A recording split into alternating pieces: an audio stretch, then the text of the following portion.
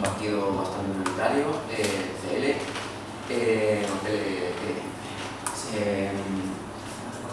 Ella viene de una militancia previa maoísta, ahora mismo vive en un espacio que se llama más bien desde unas coordenadas post-maoístas, y ella es muy consciente en su estrategia política y en su estrategia teórica de lo que está haciendo. O sea, ella decidió que en un momento determinado decir, voy a dejar de discutir con gente random de los Estados Unidos que no le importa a nadie y voy a plantear las tesis políticas de mi organización desde el debate con Tony Negri, con Slavoj Žižek, con Badiou, con Angela Davis, con los principales teóricos que estaban produciendo, que estaban produciendo teoría marxista desde la academia, pero a las que Dean siempre va a señalar como de sí, esto que me estás diciendo tú está muy bien, pero estás omitiendo las formas de organización. Estás diciéndome, esto se ve muy claro en tus partidos, cómo coge todo el trabajo que están haciendo Hart y Negri en sus textos de multitud, Converse y demás, y les plantea, sí, todo lo que me estás diciendo está muy bien, toda esta nueva estructura de las multitudes, cómo supera ciertos elementos reduccionistas económicos que están presentes en ciertas lecturas del marxismo, pero no me estás dando una estrategia organizativa, no estás dando una canalización política a estas energías, ¿no? Porque está siempre ausente de las estructuras de pensamiento de estos autores lo que viene a ser el partido como herramienta política. Y lo mismo le va a decir a Badiou, o lo mismo le va a decir al propio Žižek, aunque el propio Žižek sí que habla de partido, le va a decir, oye, nos podemos estar de acuerdo que estamos hablando de partido, pero ¿de qué partido estamos hablando?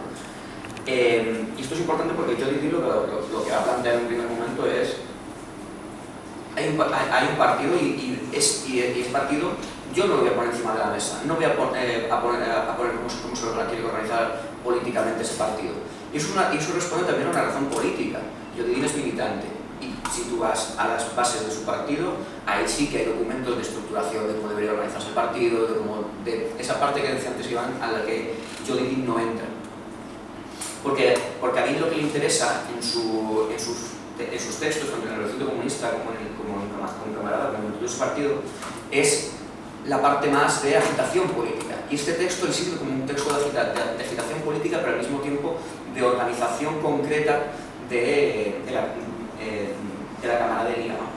Y esto es importante porque Jodedin no va a entender la camaradería nunca en un sentido estrecho, en un sentido del camaradas son aquellas personas que militan conmigo en mi partido, sino que va a expandir la camaradería a todas aquellas personas que se consideran o que luchan todos los días en unas coordenadas que consideraríamos comunistas para transformar la realidad, ¿no?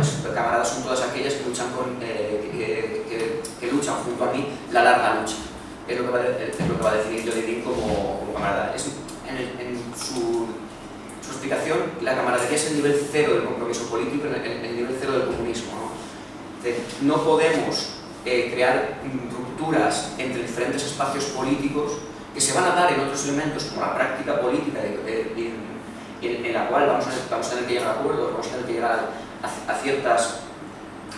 ciertos pactos, pero siempre desde el compromiso de que todas aquellas que luchamos, todos aquellos que luchamos por el comunismo, tenemos que tener un principio básico y conductor de camaradas.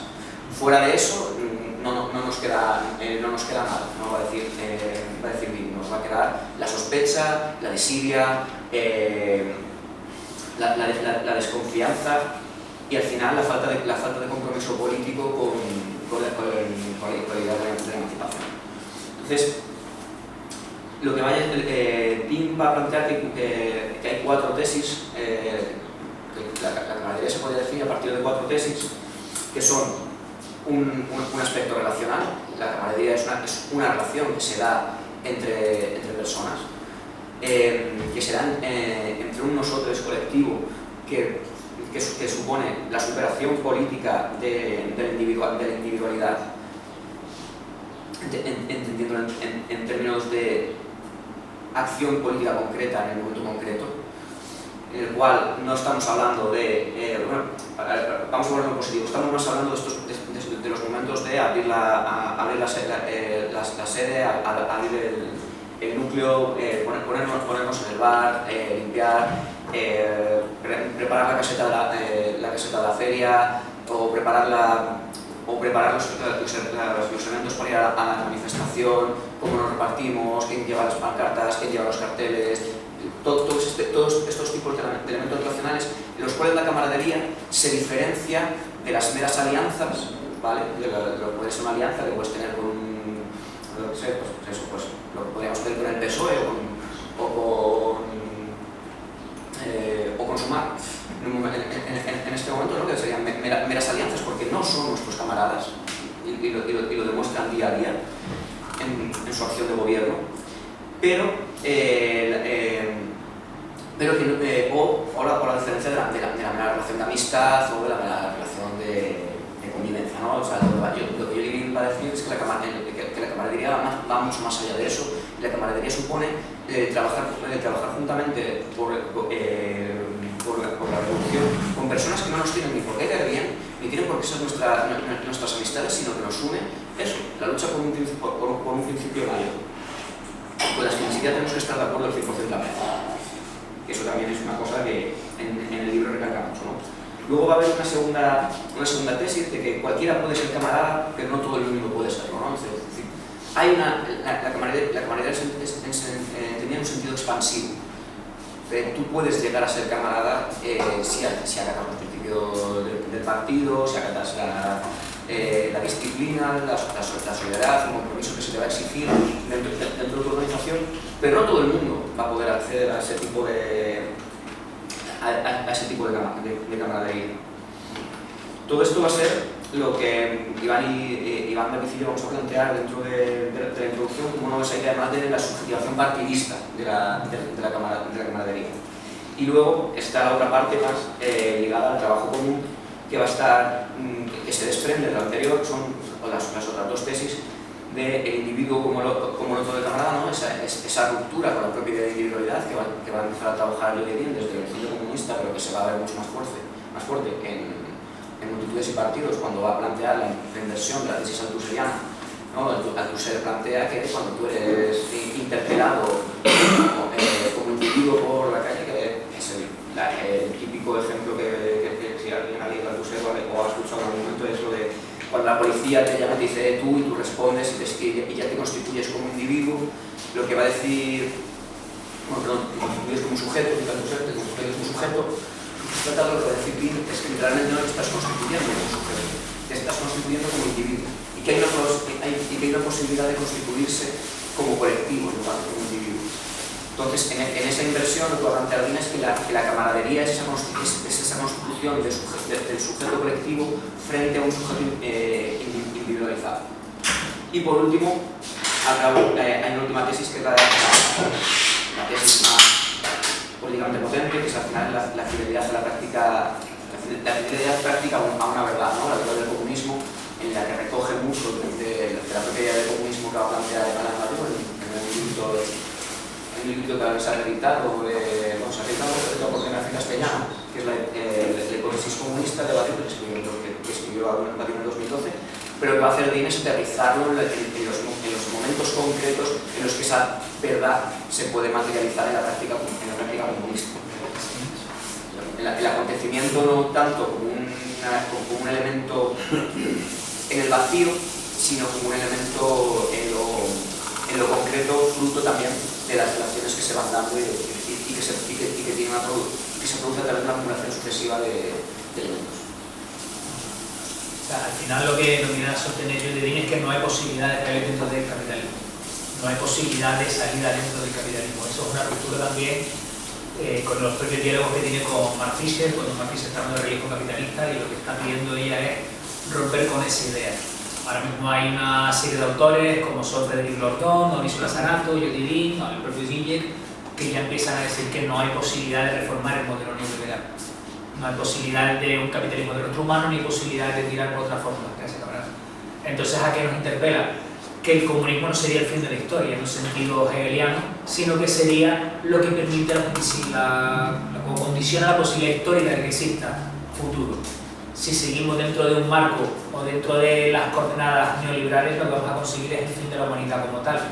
Y eso es el propio giro que da la autora hacia los límites ecológicos del modelo de producción capitalista.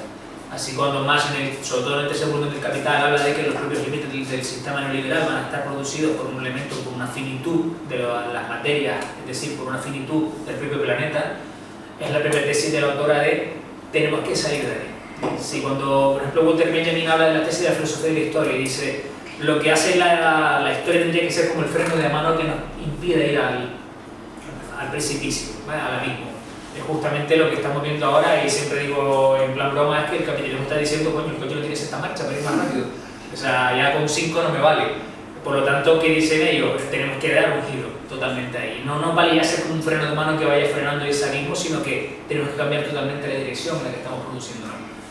Y eso nos equivale a hablar también o a diseñar conjuntamente con nuestras camaradas qué significa para nosotros el comunismo y cuál sería ese proyecto comunista. No nos vale, también es algo que intento sobre todo trabajar mucho con los camaradas en Canarias, no nos vale tener siempre un partido que esté a la contra. Si la loca de turno hace tal medida, salimos a la calle a decir no a los recortes de tal. Si hace otra medida, salimos a la calle a decir no a los recortes de tal. Estamos siempre corriendo detrás de la hegemonía. Lo que tenemos que conseguir es un partido que sea capaz de cambiar o que invertir esa lógica y que sea capaz de dar una propuesta. Para ser hegemónicos no nos vale solamente con tener una propuesta, esa propuesta tiene que ser hegemónica antes de llegar al poder. Y esa es una tesis gramsciana, sobre todo del Cuaderni primero. Cuando Gramsci está planteando, no nos vale solamente tener un partido que resista, tenemos que invertir la fórmula, tenemos que ser hegemónicos antes de ser la hegemonía. Y por lo tanto, para lograr eso tenemos que diseñar el proyecto antes de llegar a lo que sería la hegemonía o el poder. No nos vale como partido estar todo el rato trabajando a la contra de la hegemonía. Lo que nos pide Levin entonces es que el partido se convierta en esa posibilidad de cambio. Aquí también es un libro que si leen el Lenin de Lukács, está muy seguido por esas lógicas. El partido es el mediador, el que posibilita que haya una posibilidad de cambio. Por lo tanto, el debate que traíamos y yo he pensado para hoy era, como camaradas del PC, casi todas, o creo que todas aquí, ¿no? Tampoco, y mira, estamos juntas, ¿no? Pero como camaradas que estamos buscando un horizonte emancipador común, ¿cuál sería, no? ¿Cuál sería el reto? Si hablamos de partido, ¿qué partido significa? En las tesis gramscianas, cuando habla del príncipe moderno, sobre todo a partir del cuaderno 8, está diciendo el príncipe moderno, coger a Machiavelli y volverlo a llevar a hacer una tesis de partido, hacer un nuevo Condottieri que sería, igual que la tesis que acaba de hablar Diego, no es una interpelación individual, sino nosotros colectivos. Ya no es un príncipe en el sentido Fernando de Católico, de Aragón, sino que sea un Machiavelli colectivo, un Condottieri colectivo. ¿Cuál sería entonces ese partido hoy en día? ¿Cómo nos imaginamos ese partido? ¿Cuáles son las tareas que tendría que tener ese partido a día de hoy? Esas son las preguntas que nos saca el libro. Y sobre todo, más importante, ¿cómo nos cuidamos dentro de ese partido? Porque no solamente nos vale con ser camaradas es un nivel relacional. Por eso es un camarada genérico. No es que sea una camarada mujer o un camarada hombre, no es que sea un camarada de Islas Canarias o de Madrid. Ser camarada nos une como tal. Por lo tanto, ¿cuáles son los sistemas de cuidados que tiene que tener el partido en ese momento histórico? Para poder trabajar en las realidades o la coyuntura política en la cual estamos. Y ese es el debate que queríamos proponer Diego y yo a día de hoy. Y agradecer nuevamente a Ruth que nos ha ayudado a organizar todo y a la Z por darnos el cobijo aquí este domingo en Rivas. Y extraer el debate pues, en torno a esa tesitura o las preguntas que ustedes puedan tener sobre el libro o cualquier otra cosa. Sí,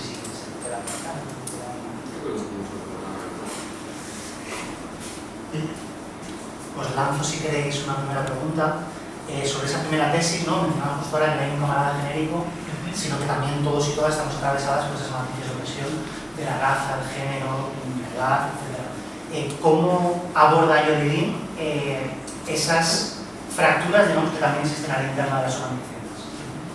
Yo creo que el primero de Levin no te diría que todas y todos estamos atravesados por esas matrices de opresión. Hay matrices de opresión que nos van a atravesar a una, si no nos van a atravesar a otra. Claro. Entonces, y eso es fundamental para entender y deshacernos de la idea del camarada genérico, hombre cis, heterosexual, obrero del metal, para entendernos esa imagen burda de un comunismo que nunca fue.